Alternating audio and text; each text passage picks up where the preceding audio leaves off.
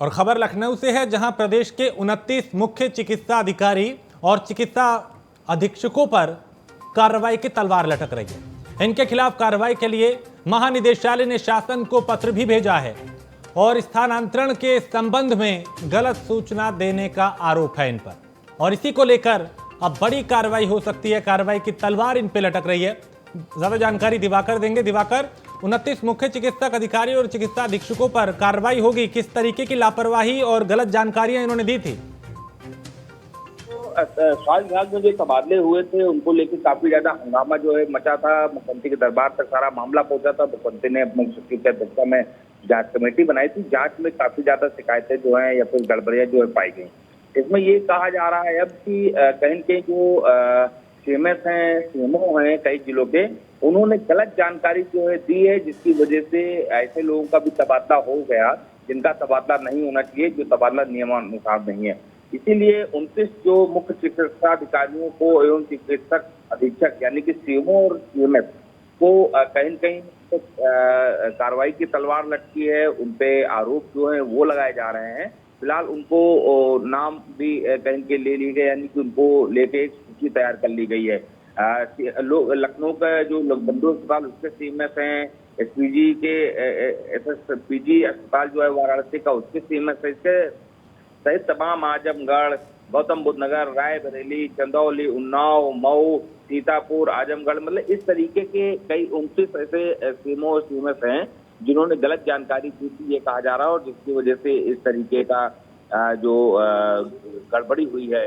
लेकिन सबसे बड़ी बात ये राजेश है कि आखिरकार अगर इन्होंने गलत जानकारी दी और गड़बड़ी हुई है तो आखिरकार जो उच्च स्तर पर बैठे अधिकारी वो क्या कर रहे हैं? लगातार जो एसोसिएशन है स्वास्थ्य विभाग की वो आरोप एसीएस जो है अमित मोहन प्रसाद उन पे लगा रहे हैं कि आखिरकार एसीएस क्या कर रहे थे? क्या उन्होंने आंख मूंद के अनुमोदन दिया था? क्या उनकी कहीं कोई गलती नहीं पाई जाती? अगर उनके सबऑर्डिनेट इस तरीके की गड़बड़ी कर रहे हैं तो आखिरकार सारा मामला जो है, सारा दोष जो है वो सिर्फ उन्हीं पर क्यों? आखिर ऊपर बैठे अधिकारी क्या कर रहे हैं? क्या अपर मुख्य सचिव जो स्वास्थ्य अमित मोहन प्रसाद, उनको कोई जानकारी नहीं थी? उनके ऊपर कोई एक्शन क्यों नहीं लिया जा रहा है? इस तरीके का आरोप ये जो है इनके एसोसिएशन की तरफ लग रहे हैं। लेकिन फिलहाल आज की बड़ी खबर यही है कि 29 सीएमएस और सीएमओ जो है उनके पर कार्रवाई की तलवार जो लटक गई है। लेकिन दिवाकर, ये तालाब की छोटी मछलियां हैं अगर इस तरीके से हम देखें, यानी जो छोटे पेड़ हैं उन पे कार्रवाई हो रही है, जो बरगद हैं उनके ऊपर कब शिकंजा कसा जाएगा? वही आप वाली बात के जो बड़े अधिकारी हैं, अगर वो आखिर क्यों अनदेखी कर रहे थे?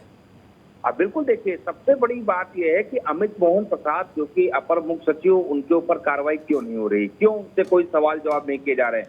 जबकि याद होगा आपको कि प्राइम न्यूज ने ये सवाल भी खड़े किए थे कि जब स्वास्थ्य मंत्री जो ब्रजेश पाठक डिप्टी सीएम में है, उन्होंने जब इस तबादले की गड़बड़ी जब उनके सामने है, उन्होंने बाकायदा चिट्ठी लिख के एसीएस जो है अपर मुख्य सचिव स्वास्थ्य अमित मोहन प्रसाद, उनसे जानकारी मांगी और अमित मोहन प्रसाद ने बाकायदा लिखित में जानकारी दी है कि नहीं, कोई भी गड़बड़ी जो है वो नहीं की गई है तबादलों में, किसी तरीके कोई गड़बड़ी नहीं है, सब नियम के अनुसार किए गए। लेकिन जब जांच बैठती है, जांच में भारी गड़बड़ी सामने आती है, तो ऐसे में जो अमित मोहन प्रसाद ने एसीएस स्वास्थ्य ने झूठ बोला था, आखिरकार उन्होंने गुमराह किया था जो अपने ही विभाग के मंत्री को, उन पे कार्रवाई क्यों नहीं हो रही है?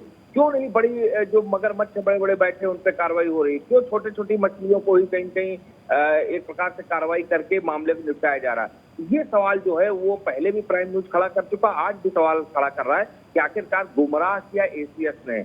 अमित मोहन प्रसाद ने पूरी तरीके से झूठ बोला अपने ही विभाग के मंत्री को लिख के कि नहीं, कोई भी दिक्कतें नहीं, कोई गड़बड़ी नहीं, सब नियम के अनुसार। उसके बाद जांच में नियम को ताक पे रखा गया, सामने आया और कहीं की भारी तादाद गड़बड़ की गई, तो क्यों नहीं उनके ऊपर कार्रवाई की तलवार लटक रही? सिर्फ सीएमएस और सीएमओ या फिर जो स्वास्थ्य कर्मचारी हैं, स्वास्थ्य लिपिक है, उन्हीं पे क्यों कार्रवाई हो रही है?